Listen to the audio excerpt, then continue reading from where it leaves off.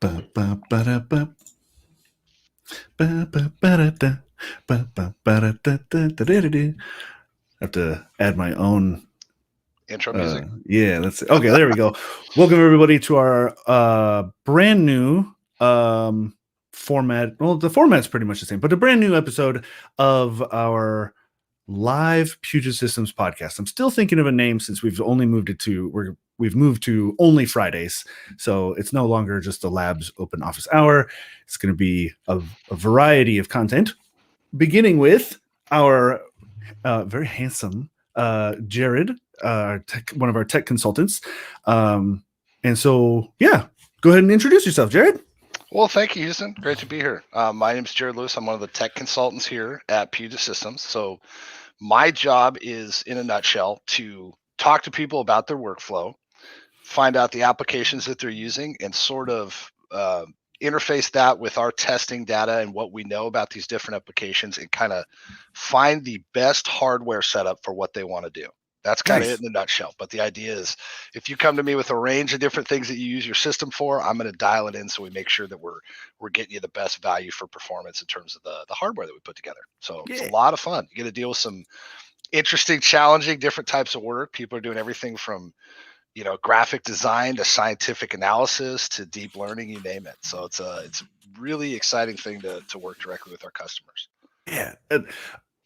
I have to agree that especially because I do this sort of thing with some of our customers here and there, and or clients that we've influencers or whatever that we work with, and it's endlessly fascinating to get a peek behind that curtain and kind of see more about what they do beyond, or that's beyond just the surface, like the stuff that you see published and whatnot is very, Yeah. very cool.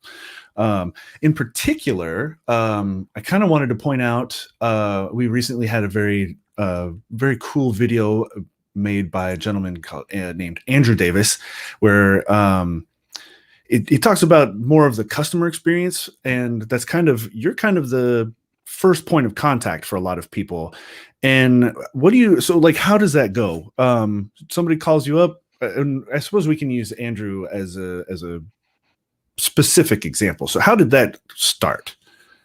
Andrew, we have a couple different ways you can contact us, obviously by phone, by email.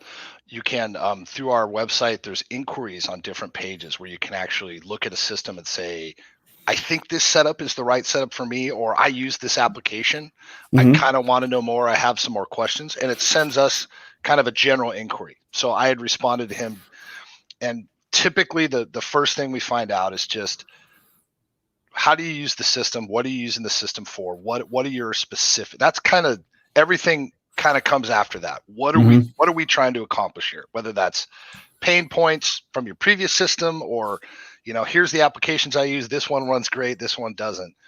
So I just got an idea to kind of reach out to him and find out what his goals were from looking at a system. Nice. And so what was some of the things he was struggling with? Biggest issue, Andrew is a speaker and an author, really engaging guy. I mean, right away, it's just the kind of person who their voice over the phone just grabs you. And like a lot of people, he has had to adapt his workflow to remote. Mm-hmm. So even people who do, whether that's athletic coaching, I work out on, remote podcast videos now that my trainer provides, things like Oh, that. cool. So he's having to adapt his business to working from home. And what he found was that his current hardware didn't allow him to handle the streams, whether it was the number of streams, where he was located. He couldn't broadcast and stream to conduct his meetings the way that he needed to. He also does some video editing Mm-hmm. because he has a YouTube channel and some podcasts that he does. So it's kind of hey, I need a system where I can interface with my customers without any issues. I also Yeah. need to be able to edit these videos. And those are two pretty different, hardware. When I look at everything from hardware and I go, okay, this video editing's a little more demanding versus Mm-hmm. streaming, where right processor and we can get it done. So that was kind of the focus, was we got to put him in a package that can handle all those, because right now he can't travel, as none of us can. So it's Right. a interesting challenge, but we managed to find a good solution for him. That's awesome. Yeah. Cool. So I'm also curious, and without naming names, because sometimes that's not okay. Um I'm curious about maybe one that was that stands out as being either particularly challenging for you or just kind of cool and interesting? Oh boy. Maybe I should have prepared you for that one. The cool and interesting side. I'll start with that one. Mm-hmm. I have dealt with people who produce motion graphics for movies, TV shows that all of us have seen. Very cool when you get to speak to that person. They'll say, "Hey, I do all the video graphics for the special effects for director so and so, or for this studio." I got to tell you, the engagement with the scientific community to me is probably the most exciting thing about this job. When you have someone on the phone who says, "Hey, I'm a research scientist at MIT, and we're studying, the way that nerves conduct movement of pain, doing MRI." And some of these people are doing cutting edge work, and this can sound a little bit, it makes sound a little bit like a Boy Scout, but some people are researching to eliminate devastating diseases. People who are trying to make other people's lives better, the world better, and they're calling you to say, how do I get the hardware to do this? You really feel like you're a part of something pretty special. That stuff is really, really exciting to me, because I look at my life and think, in what other situation would I be in the same room with an MIT research scientist, yet here I am on the phone helping this person accomplish those tasks. Those That's really cool. get me fired up. Those get the blood flowing. I would say the most, as far as complicated, sometimes you will get a usage case that is very, very unique. Mm-hmm. I've dealt with a couple inventors, and when someone is creating something for the first time, Houston, there's no textbook. I can look at most any other application, even high performance scientific applications. I can usually find somebody who's done it. Sure. Figure out how they did it and replicate the hardware. When someone comes to you and says, I had a guy who called and he invents things for the aerospace industry, kind of a rocket scientist. Yeah. I've come up with a new system for such and such. How do I power that? And you go, I have to be upfront. I don't know, but I can do some research and we can get you a pretty good guesstimation. Those can be really challenging because you don't always have the best answer. You have to just, here's the information I have, and the inventor takes it from there. But keeps you on your toes. Yeah, I'm sure. Like, I imagine some of that research just starts with Google, but are there any resources that you've turned to for those kind of questions? I certainly don't use one. I'm a big fan of let's find 4 or 5 different pieces of input and use them. The first thing I do, obviously, do some Google research. It is what they're using, even if it's a very, very unique software that is not licensed worldwide or not licensed by, is there any information? I've gone as far as having conversations with the software developer. Oh, wow. Like, we've had an issue. We had a photogrammetry project. The person was using Metashape and was using it at specs we had never seen before. Like, we look at image sets of like 500 to 1,000 image. This person was doing flights with 200,000 images. And I had to go as far as getting the person who wrote the software all those years ago on an email saying, "Hey, what do you think?" And it was fascinating to watch the person who created this from scratch break down how the application would actually use it. That's amazing. You do that research. The other thing is I reach out to other customers. If I have customers who are in a similar space, similar industry, sometimes I'll say, do you have any experience with this? Can you provide any insight? I'm sure, as you know, as he's been on the broadcast here, we have an excellent resource here at Puget Systems, Dr. Don Kinghorn. Don's a PhD in theoretical chemistry. He's a high performance computing, guru. And Don, not only with his own expertise, but having the mind of a research scientist, typically can guide you in certain pathways, or at least say, "Hey, think about this, be aware of that." And a lot of times with 3 or 4 different resources, I can kind of bring that all together and tell the customer, here's what I know, here's what I'm unsure of, but think I have an answer for, and here's what I can't tell you. And if nothing else, it can get you a few more steps down the pathway of what hardware you need. Don't always have a definitive answer, but a lot of times we can get close enough that we know what to expect. I'm curious about a time where things maybe didn't go quite right. Like this would be kind of for all of us, because it's not all just on you. Every step of the line, it all has to go right. So I'm curious about a time where, despite all of the research and best effort, it just maybe didn't turn out quite right.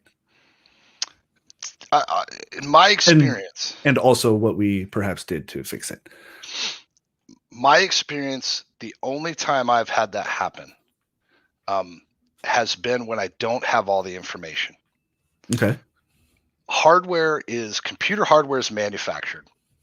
Every 1 in a million a part might be stamped wrong. That stuff's fixable. I can get you a new part. Yeah.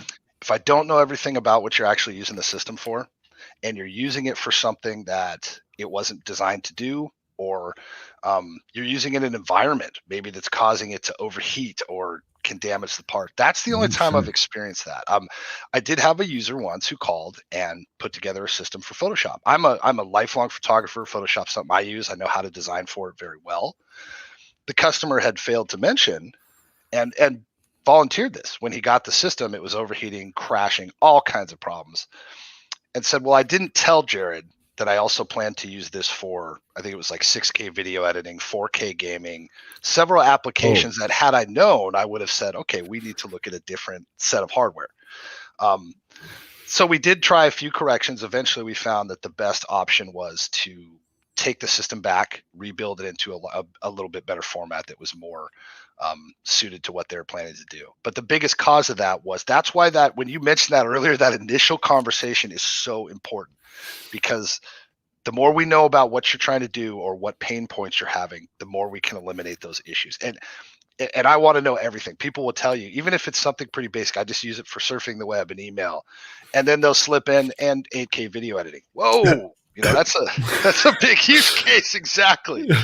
So that information is so crucial, because sometimes these components utilize the hardware differently, and most of the time we can adapt it, but sometimes there is some stuff that has to be specialized for that. So I would say that's probably the one time I've run into that, is not knowing the whole picture, and then we put together something that's not quite the best fit. Yeah. That actually brings up a good question for my mind, is how do you go about getting that information from a customer? I've done like tech support in the past, and oftentimes the problem isn't the real problem, right? Or doesn't necessarily expose the cause. And so, like, what do you have any tricks that you use to kind of get the right stuff out of a customer? The first thing is I kind of do it in layers. Okay. First thing is, what are you using the system for? Mm-hmm. And then based on their response, some people will give you 2 pages in that response. Some people will say video editing. Okay. And then we take that first response and sort of fleshes out, what application are you using for video editing? And then we have to get into some more in-depth stuff. What resolution are you working in? What's the codec, the camera? How are you connecting the camera to the system? I mean, there's so many different things that can affect performance, that when you're a content creator, you want to do what you have a passion for. I take my car to a mechanic because I don't know how to work on an engine, and I trust them to do that. They specialize in that. I specialize in computer hardware, and someone who's a video editor or a motion graphic designer wants to focus on their passion and hopefully be productive at it. So they don't always know to ask those questions. And one thing I've seen you say, I've had people call and put together top-notch systems for 6 or 8K video editing, deep learning. And then we come to find out it's what I call a workflow problem. They're utilizing the hardware or the software in a way that is actually causing the bottleneck. I remember I had a user with a phenomenal photography business. He did this multi-layered astrophotography. And we're talking Photoshop files up to 6 gigabytes for a single photo, which is massive. That's huge. Photoshop file. And what we eventually determined from talking to him was that he had this wonderful setup, top of the line computer, and was using a very antiquated external hard drive to work off of. And the bottleneck was the pathway he was using to access his images. And so it's great because you're able to tell this person, you don't need a new computer. What you need to do is move your hard drive internally and work from there. So every little aspect can, when you're working in a program like Premiere Pro, some codecs are streamlined and optimized better than others. Some will play nicer, some are newer. They just haven't been, developed to the point where they play as nicely with the software. And asking all those layered questions, all the way down to, sometimes I'll even get to, where's the computer sitting? And we'll find out it's in a cabinet. So the hot air is, and it's overheating, and that's why the system is slowing itself down. So it can be something as simple as the physical setup of the room to, what's your codec, what's your camera, what's your hard drives, what cables do you have connected, to try to identify anything that could be slowing up that workflow. But it's huge, because the value to our customers is making sure that you're not directing dollars at something that doesn't benefit your workflow. Sure. And that's huge, because this is a big investment for people, and a lot of people, it's their lifeline, it's their business. So you start from that kind of broader question and work your way in until you start to get to the, I don't know, or you immediately identify something where usually within the first 3 or 4 questions, something will jump out at me as, hey, this is your problem. This is what's holding you up. Oh, dang it. Sorry, I got distracted with comments on the YouTube. So we have a handful of tech consultants. Do you guys specialize? Like, are you the photography guy? Or do you guys all have a good broad knowledge of our solutions? I would say both, believe it or not. It's our job to be able to do a little bit of everything. I think naturally, through some of the passions, some of the guys on the team, the guys and gals on the team, have those specializations. For example, Gino, who's one of my teammates here. Gino is a lifelong DJ. He's a creator when it comes to music. He knows music setups better than anyone on the team. So it's natural when those questions come in. Just, you want to provide the best experience, the best answer for the customer. So it's like, hey, I can answer this to a degree, but let me get you with the person who does this in their as their alternate job or career or hobby, whatever it is. We have another member of our team who's probably the strongest gamer. This could create a lot of get me in trouble here. Some gamers are stronger than others. I myself am not very good, but I'm pretty strong. No. I think whenever I have a gaming related question, I almost always defer to Mark on our team, because Mark is so much more well versed in what to expect within specific games. Like, I know some of what these games are, but he'll tell you, like, this is the performance you can get. I wouldn't use this part. So while we can all do it all, we tend to specialize based on what we love. Yeah. Okay, that's pretty cool. Actually, we have a great question from Twitch from It's Just a Rainy Day. As a tech consultant, how important do you think transparency in both directions becomes to deliver a fairly priced machine? As a company scales and the ground floor gets more separated from the management, how can that blur the motives of the whole company? So I think that's kind of 2 questions in one. Transparency is huge. I'm a big believer. When purpose is clear, decisions are easy. I've lived with that motto so much in my life. If you know where the ship is going, you can make decisions when you don't necessarily have the chief in the room to tell you what to do. Sure. And I am a big fan of the founder of this company, because John's he believes amazing. he believes in doing the right thing for the customer all the time. And that it's so easy for me to stop in any situation and say, if John's not here, what's the best decision for the customer? And the way that we avoid some of those disconnects is how integrated we are amongst our different teams. I could not function without Puget Labs, Puget Production. You guys can see the guys behind me here. The guys and gals are down there building systems as we speak. Everything we do so heavily depends on each other. I have to take the information that Puget Labs gets from all their testing and all the different things that they do, and I have to interface that to the customer. There can be quirks related to the hardware being assembled that I have to work with production to. I can't do my job without the other teams. That creates you can't function without that transparency. It's not just a slogan on the wall. It has to operate that way, or we can't produce. And the question, as far as the, to deliver fairly priced machine, this is a big one.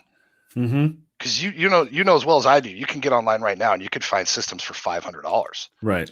You can find systems for $20,000. If I'm not, well, it's the same when you go in to buy a car. Well, this looks the same as the one next to it. Why is this 20 grand more? This fight, there's a lot of factors that go into that people can't see. And part of that, I think it's important to relay that. There's a tremendous amount of testing we do that customers never see.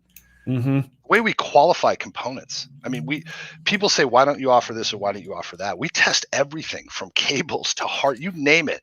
It doesn't get offered for sale unless it has met a qualification standard.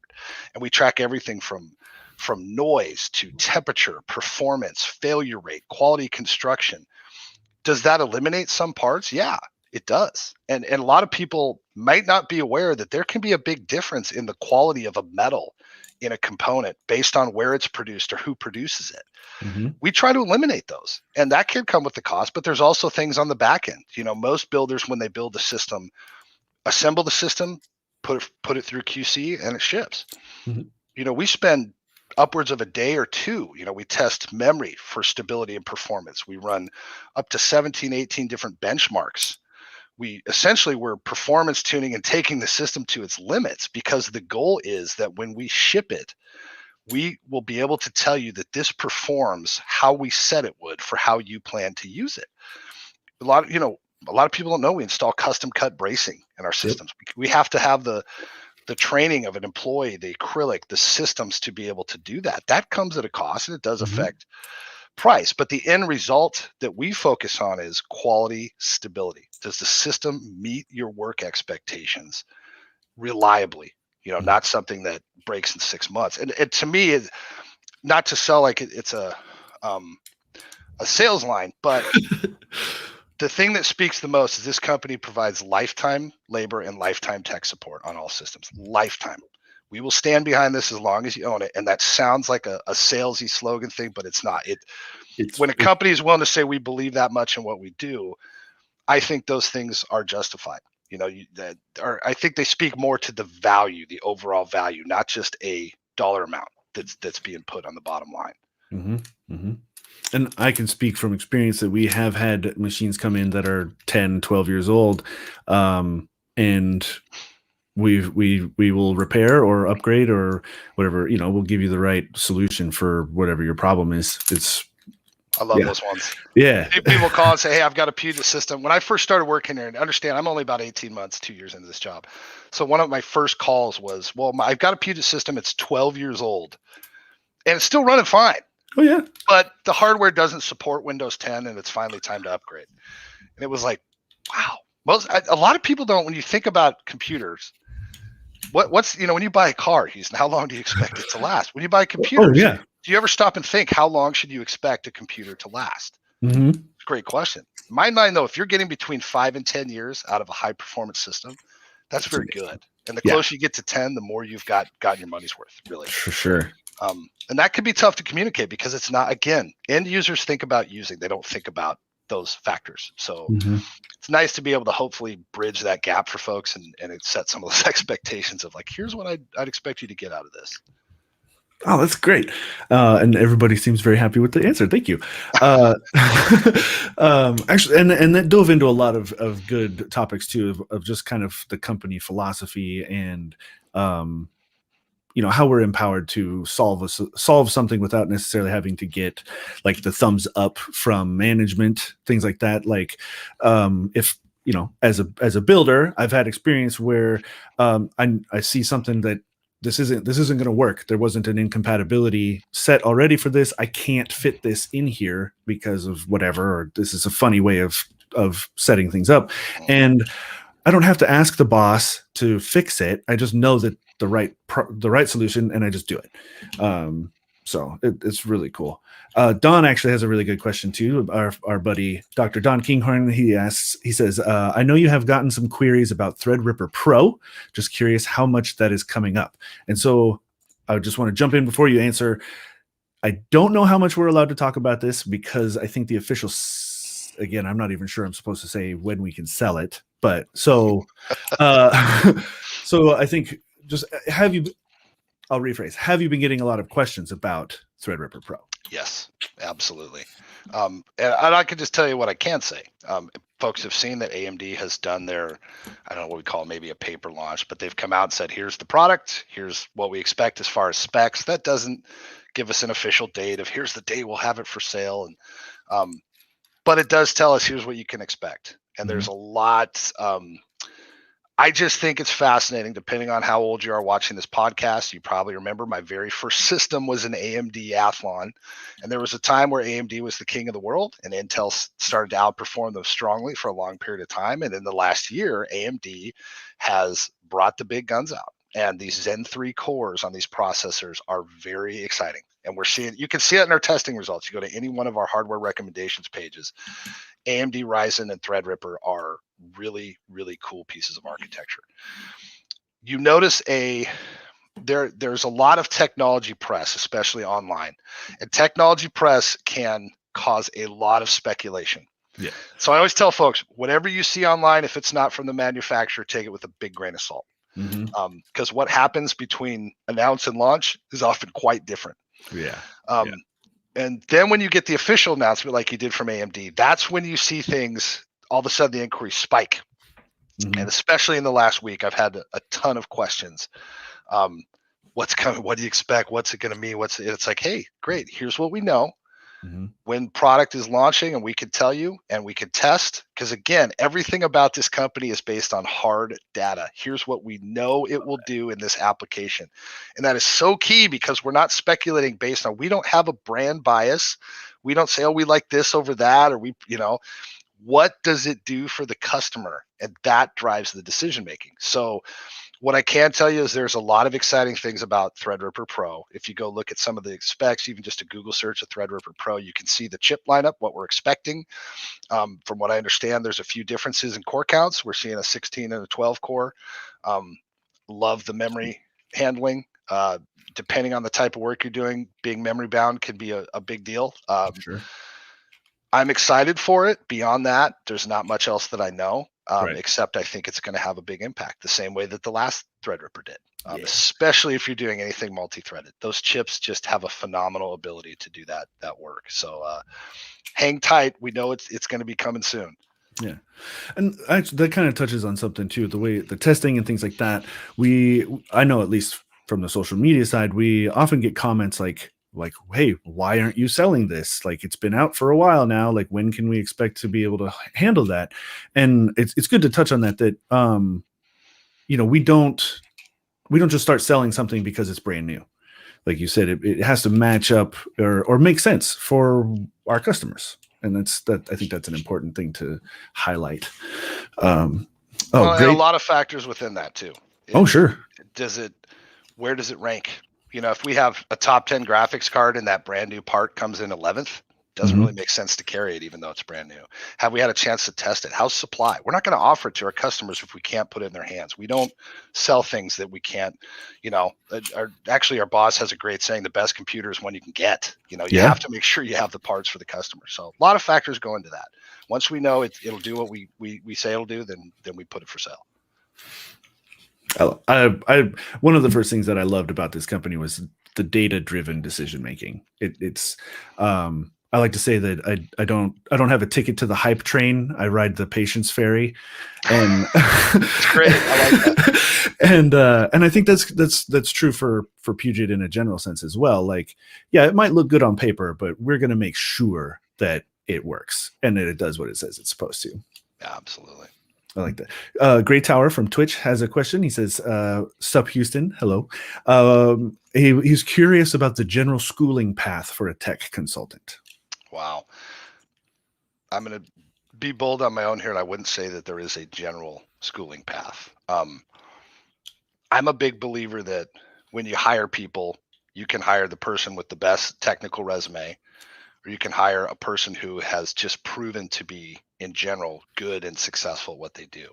We have people in this department that come from a wide range of backgrounds. I have a little bit of a background in tech support. Before I did this, I was a professional announcer. So it just goes to show you that, it can come from anywhere. Obviously, a good knowledge of computer hardware and a passion for it helps, but it certainly, I wouldn't say, is a requirement, because I can teach you the specs of a processor. You can learn those things. Mhm. I think probably the most important thing for a Puget tech consultant is you have to be excited about what the customers are doing, because it's your job. You're such a key link in what they do. Was probably the biggest one. A passion for computer hardware helps. Certifications Mhm. help. I wouldn't call them a requirement. Um, I'm working on my A+. It's something I've done part-time for a few years without finishing it, and I'm finally in that last stretch. Things like that definitely help, Sure. because the customer knows you and trusts you.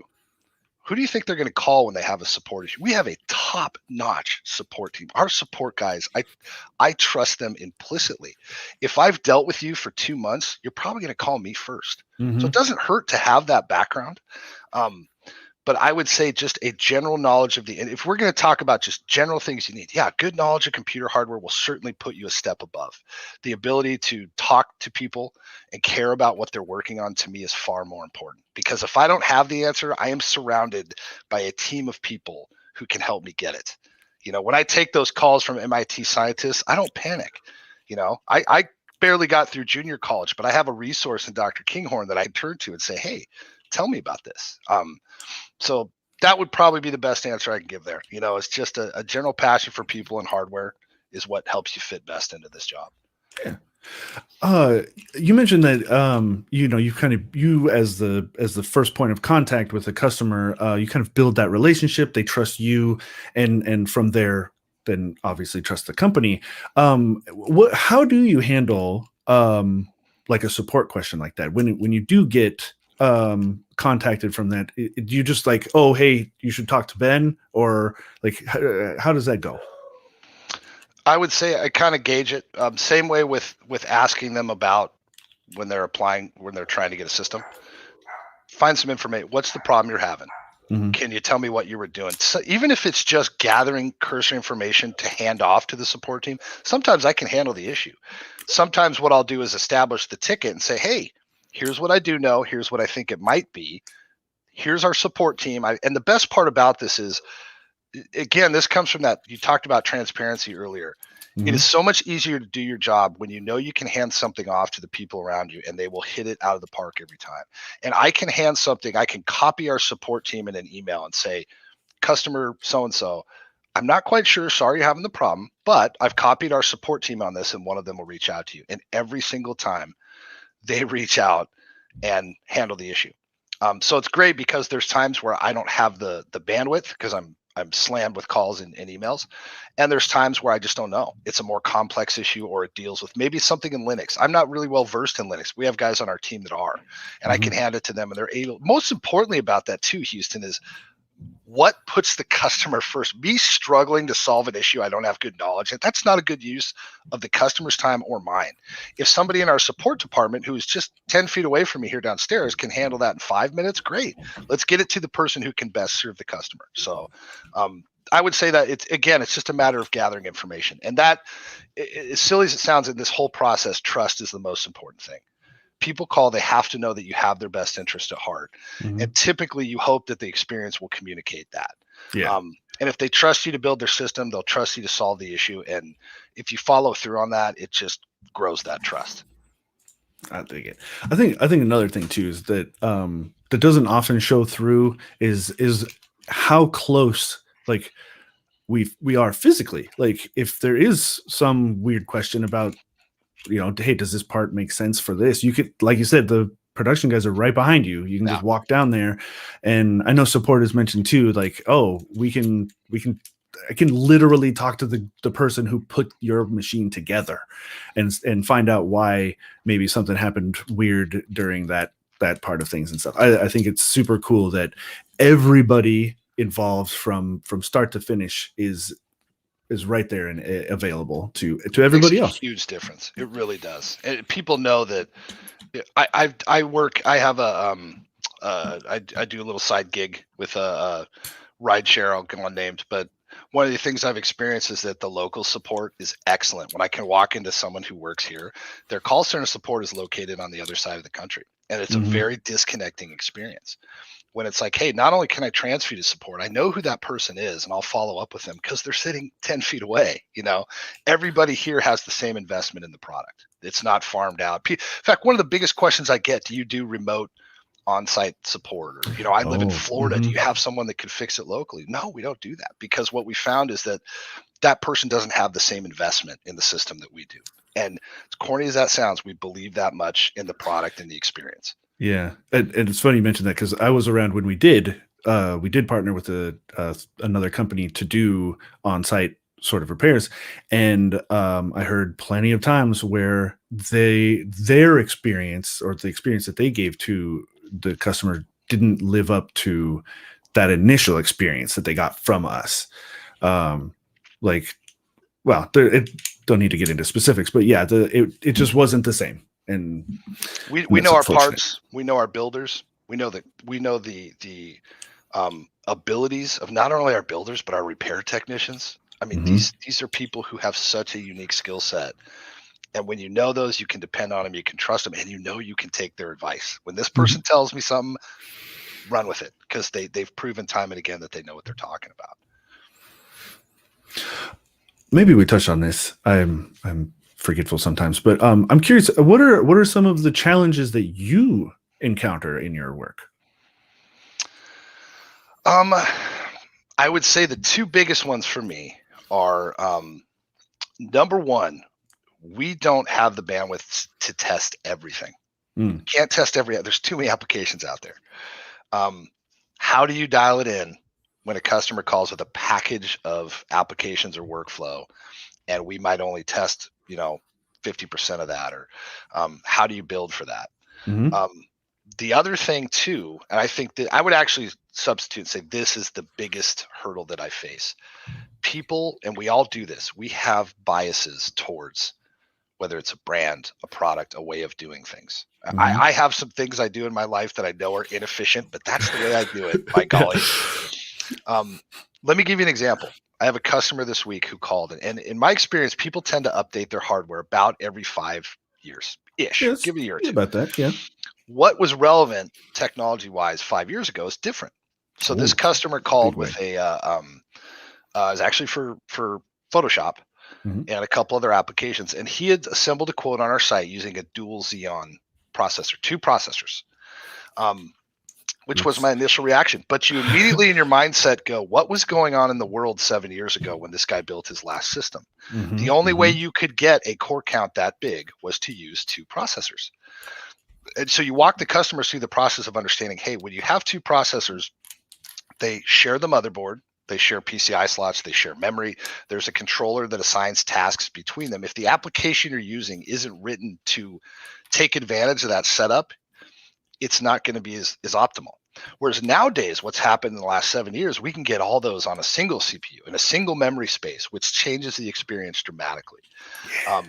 Sometimes breaking through those biases, I'll call them maybe, or preferences, can be very difficult. I've had people listen to me.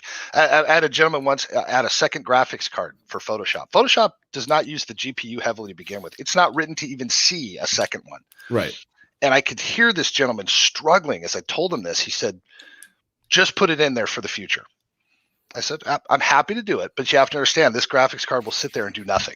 So breaking through that sometimes can be very difficult. Again, where trust becomes such an important thing. Hey, understand you might not, maybe this might not be the way you've done it, but I definitely have your best interest at heart here. So that's definitely a big one.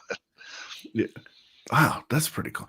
Yeah, especially I can see where that'd be a struggle, because we often will get flack for some of the results, our testing results that we get, and which happens across every reviewer or any testing that gets done with technology.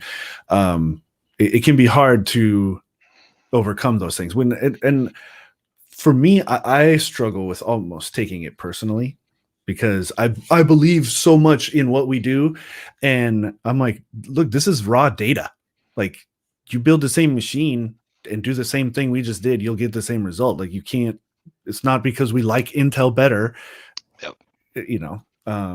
So I've learned that as soon as you say one brand, they'll accuse you of loving the other. And That's why I will continually just point to the data. It's so huge. I mean, if you look at our CPU testing on some programs, you could say, hey, look, as far as this program is concerned, the performance difference between this CPU and that CPU is only 3%. The cost difference is $300. Is $300 worth 3%? Doesn't matter what brand it, that's where the data becomes invaluable. But sometimes it can be tough. And I have people call and say, I will only work with this brand. Great. Let's build you the best system using the components from that brand. We can do that. We can absolutely accommodate those things. It's just a matter of, I think for me, it's a due diligence thing. I want to present all the options and make sure you understand. Our goal here, this is big with technology consultants. I'll never forget when I was a very, very young man, I sold cars and I did it for about a week. I had a lot of success, but I'll never forget the sales manager saying, he said, how are you with pushing people? And I didn't quite get what he meant until I got out on the floor for the first time. And I sold a few cars my first week, did okay. At the end of the week, I said, this is not who I am. I cannot put people in a decision this way. And one of the things we're huge on here is we don't push you to a part, to a price point, to a schematic, to a brand. We try to enable you to make the decision with the best information. That is really my job, is to interface that information and say, here's what you're getting for what you're about to spend. And I think when a customer can feel empowered and know that, here's exactly, even if it comes down to, we've had situations where we take a chunk of someone's footage and test it against the hardware they want to buy and show them a video. Here's exactly what you're going to get for what you're buying. That's huge, because it's just, ahead of time. There's none of this. I've done it. I've bought computers and just gone, what's this experience going to be like? I don't even know. You push the button and hope it works, so it makes a big difference. Yeah. I have a seed of a question, but I'm not sure quite how to phrase it. How do you go about, okay, let me rewind a little bit. We put out tons and tons of data, tons of testing articles. How do you, I'm an average Joe, right? And I even sometimes struggle with how do you then distill those differences? Like, oh, it's 3% difference. What does that mean to the customer? Is that 3%? Is that an hour? Is that 5 minutes? Like, how do you go about illustrating those differences in a meaningful way to the customer? That can be very tough. I would say it's unique to every person. Some people will want a very intricate, what I would call more science or data driven answer. Here is the exact frames per second. Here is the exact voltage. Other customers, percentage helps. Hey, it's about a 3% difference. What does that mean? That's really negligible. You're probably not going to notice. I get that question all the time. One of the most frustrating questions is about memory speed. Constantly, people get so caught up in memory speed, and if you look at the testing, it's really not a big. There's an old saying that more memory is always better than faster. But if you look at some of the lowest speeds to the highest speeds we use, with the exception of gaming, really, you're talking about a 1% to 3% performance. You're probably not going to notice that for most day-to-day computer users. Sometimes you quantify it. You can be more specific. You can say, hey, we experience render times using this graphics card of X. You don't always have, sometimes that can be really hard to quantify for people. A gentleman say, well, it takes me, I hit go and then I walk away for 16 hours. How long will this take? I don't know. And you have to be willing to tell people, I don't know, I can't get that information. But when we look at the parts head to head, here's about what we see. This card is 20% faster. Does that mean you're going to render 20%? No, but it might give you a general idea of what to expect. There will be an improvement, but there's so many factors that go into that. Right. Your workflow, the footage you're working with, the settings. You have denoise. What filters do you have on there? I always try to get people the best information I can. Here's the stuff I know for sure. Here's what I think, and here's the stuff I can't tell you. And don't be afraid to tell. And the other thing I'll do is I'll reference the people around me. Hey, you know what? I don't know enough about that segment. Let me go talk to Dr. Kinghorn or talk to Matt Bach in Puget Labs or William and see what they think. And sometimes you can get enough of a picture of an answer Mhm. But when you take it to the highest authority, you know, in terms of like, you know, Dr. Nunn, if he doesn't know, I don't know who does. So usually it can give you a good idea. Or if nothing else, you can direct the customer. Hey, I don't know. You should reach out to the company that makes that. They could probably give you a good answer. Nice. It's a little bit of a process, but different depending on the user. Yeah. Right on. That's pretty cool. Let me see. I'm curious. Oh, you mentioned before the stream that you had your production day fairly recently. I'm curious how that has to background for the audience. We encourage cross training from across departments. Most everybody has a bit of knowledge and training in other positions throughout the company.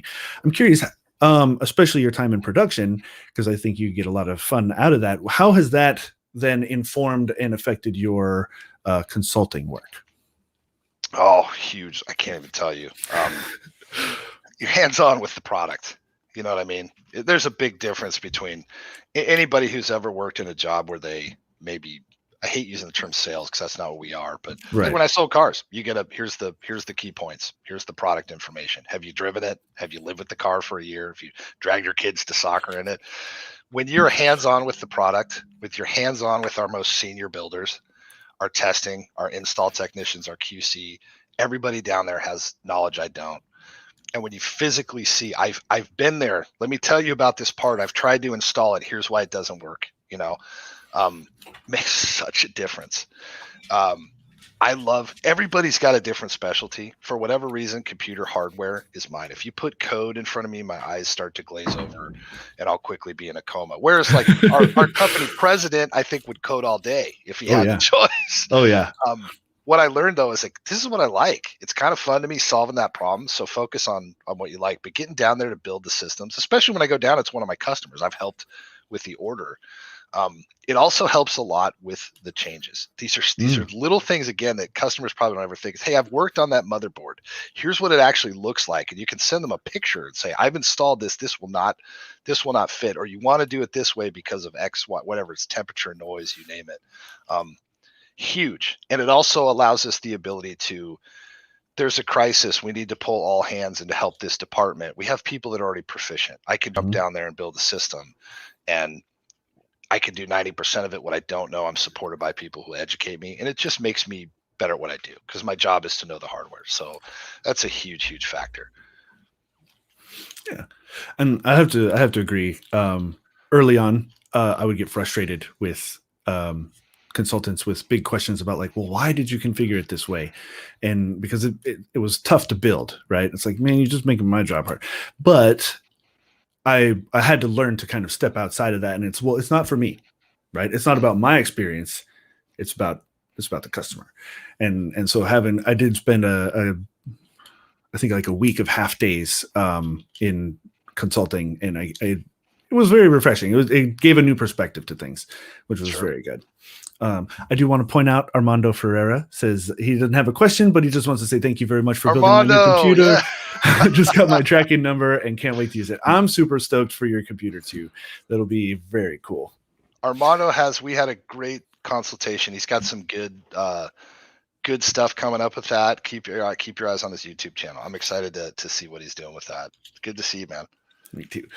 Actually, I think I may have built one of Armando's first machines from us on stream. I think years ago. Yeah, he does have another one. Yeah, I want to say that was me. I'm pretty sure, but whatever.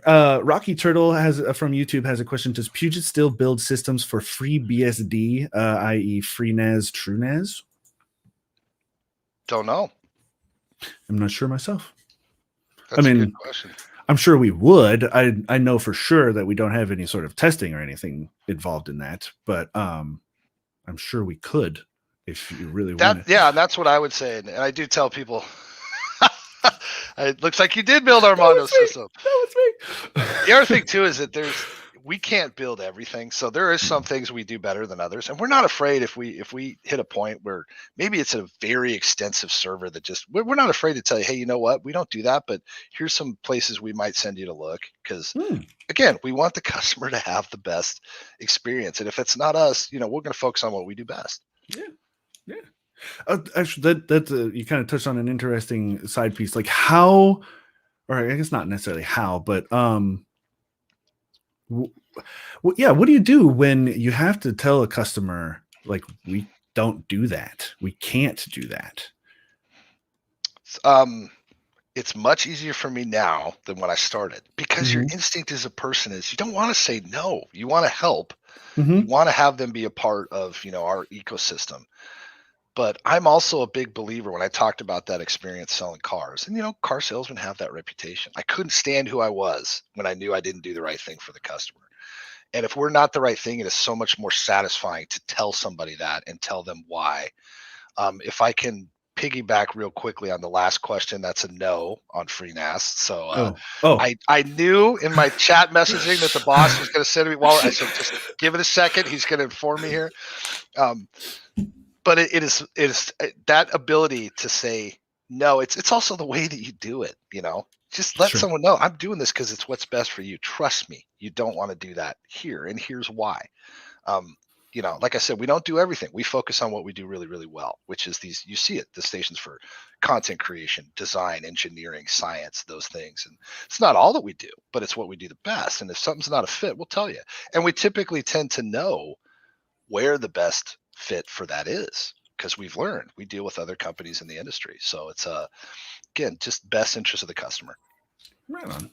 Yeah. All right. We do have a question from Twitch. MPR 1999 asks, hi, Puget System. Question for you. Are the company having issues with prices and supplies of parts like the rest of us are having? I would say that we're not having it like the retail public might be having it. Obviously, through partnerships and other things, we do as good as we can on supply. I'd say that's probably better than retail. And I know this is hugely frustrating to everybody watching. Let me tell you how much I feel your pain. I take multiple calls a day from people saying, please, can I get a 3000 series graphics card? What do I have to do to get in the Ryzen segment right now? It's tough. Supply is tough.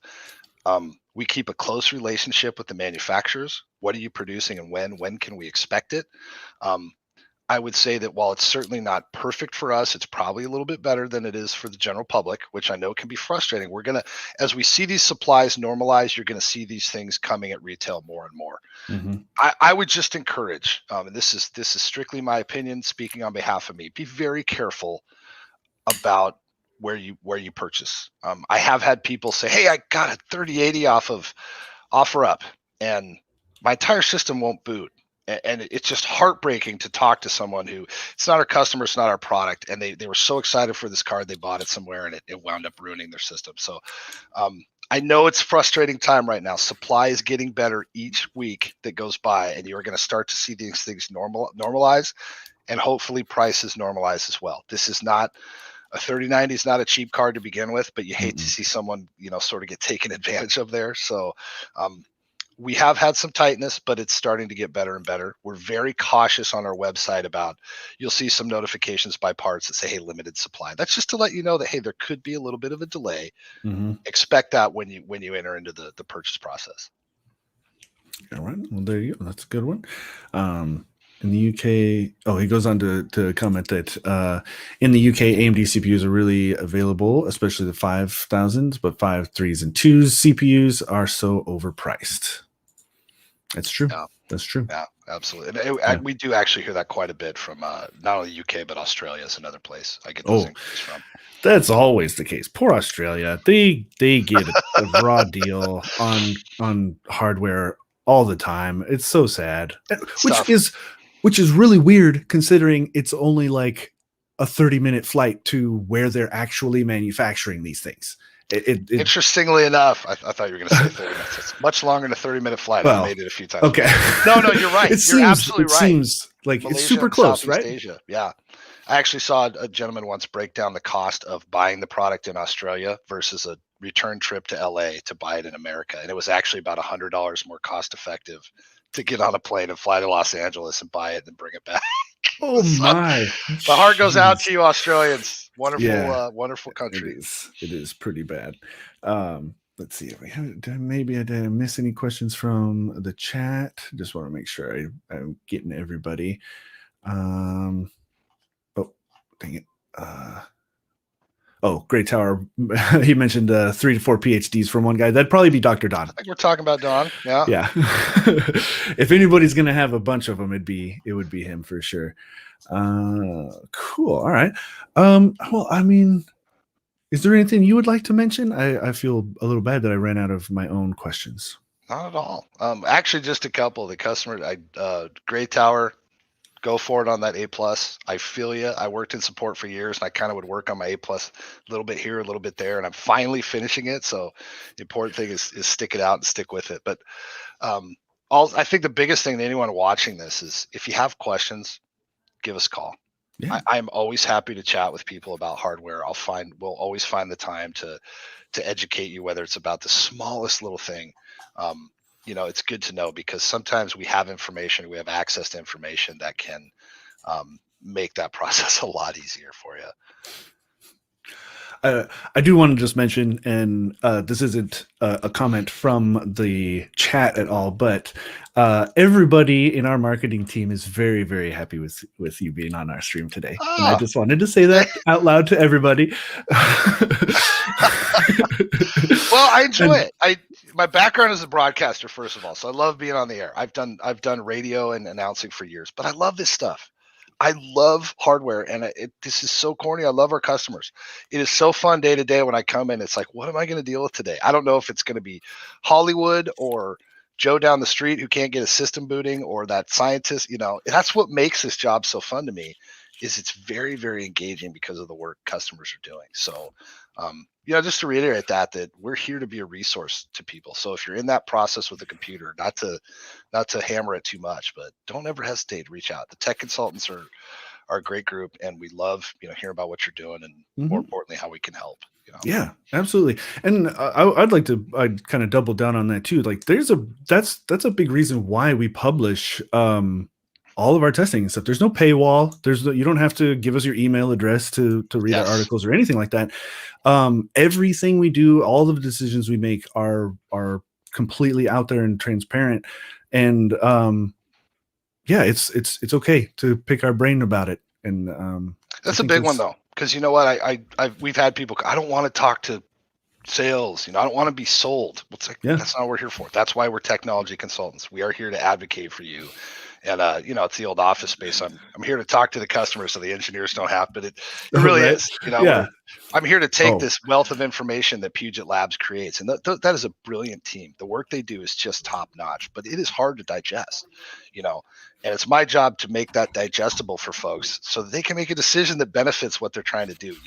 Again, if you're a content creator, you want to create content. You don't want to have to worry about the work tool sitting on your desk. Right. So I'm always glad to help customers if they have questions they want to reach out. Wilson says when you call, just ask for Jared. He's the best. I keep getting the he went to Jared references all the time. Wow. Never fails, but I'll take it. Well, it's not as bad as Houston. We have a problem. Hey, when I worked in tech support, in college, I used to work the drive up at a Starbucks, and directly across from us was that Jared jewelry store. Oh, geez. Every customer in the drive up. Shouldn't you be working next Thursday? Oh, hey. You gotta go, Yep, we're all blessed with those nicknames. So. Yeah. Ha ha. Right. It's fun. Yeah, right on. So NPR 1999 has another question. Is there any plan for a European center anytime soon? I will just say, as far as I know, no. We want to try to serve everybody. If we can't help you with a system, we do have resources for international customers. We have consulting resources where you can, pay for time to have those there's a whole kind of a wealth of them depending on the level you're at, whether you're a corporation.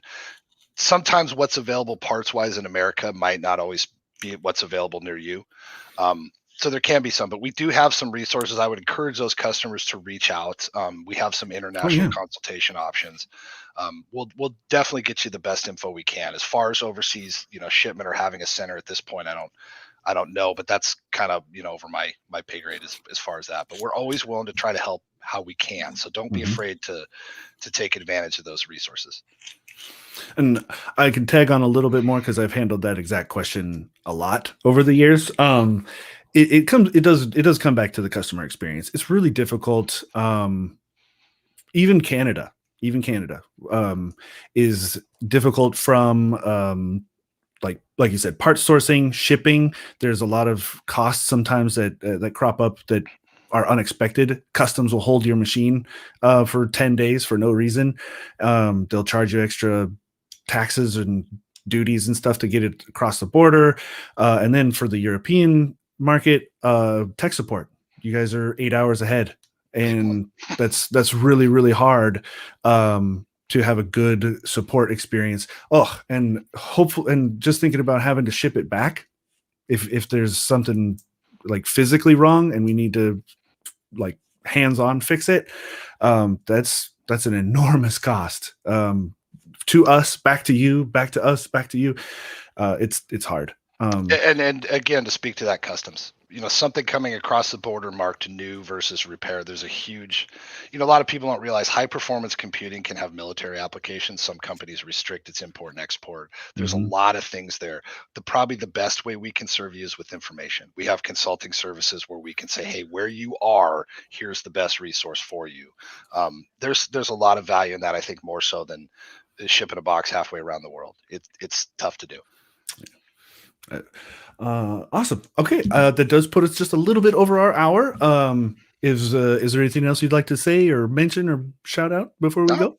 Just thanks everybody for watching. Thanks for having me on, and please reach out if I can help you. I'm glad to do what I can. Yeah, this has been great. I want to thank you to the end of the moon for joining us. This has been a very, very cool, very good conversation with you. And thank you for taking the time and joining us today, Jared. You bet, guys. Yeah, and I'll also like to thank the audience as well. Thank you for joining us for our new Friday only stream. I'll think of a name, something clever, I'm sure eventually. But so if you've already got your reminder set for Fridays at 1 p.m. Pacific, just keep that one. But we will no longer be doing a Wednesday stream, but our Friday ones will be more varied. We're mixing in consulting, we're mixing in support, and a sprinkle of our labs team as well. So everybody can have a nice, cool lunch with us, and we'll see you guys next time, Fridays, 1 p.m. Pacific, and we'll see y'all next time.